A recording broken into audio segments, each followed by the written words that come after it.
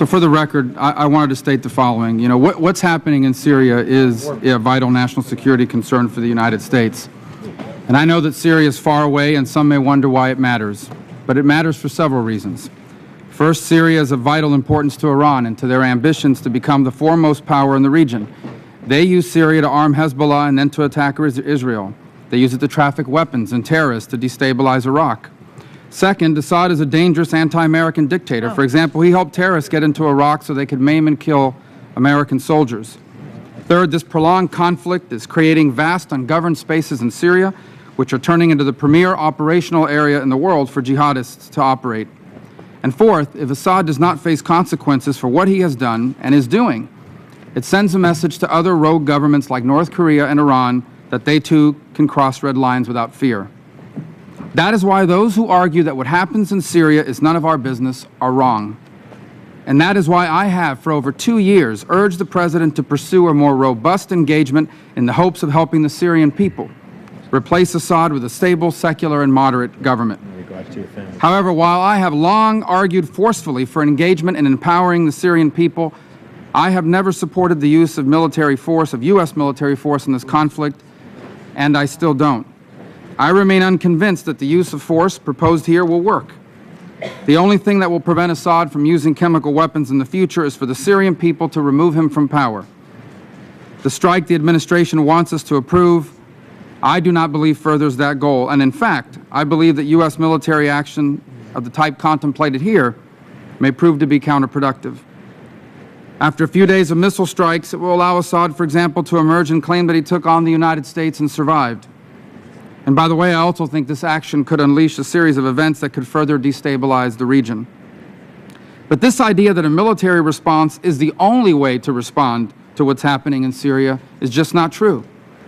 Instead, our response should have always been and should still be a multifaceted plan to help the Syrian people get rid of Assad and replace him with a secular and moderate government they deserve. And I believe this committee, by a vote of 15-3, has already put forth a plan that accomplishes that, the Syrian Transition Support Act.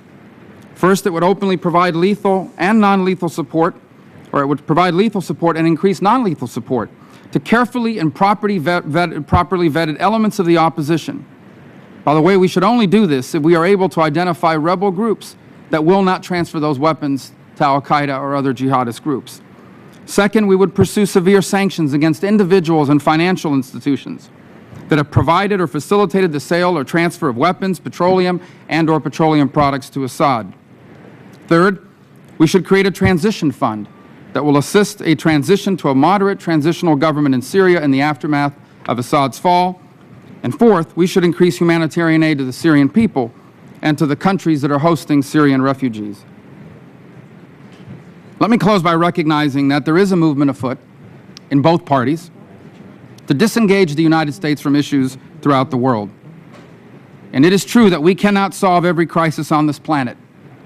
But if we follow the advice of those who seek to disengage us from global issues, in the long run, we will pay a terrible price. Because America is not just another country. It is an exceptional one, the most influential, the most powerful, and the most inspirational nation on earth. We must recognize that the world is a safer place when America is the strongest country in the world. When America doesn't lead, chaos follows. And eventually, that chaos forces us to deal with these problems in the most expensive and in the most dangerous ways imaginable. Just because we ignore global problems doesn't mean they'll ignore us. Instead, they become bigger and harder to solve. And sadly, Syria is just the latest example of that fundamental truth. Had we forcefully engaged in empowering moderate rebels earlier in this conflict, today, we would have more and better options before us. But instead, unfortunately, the President, with the support of some voices in my party, chose to let others lead instead.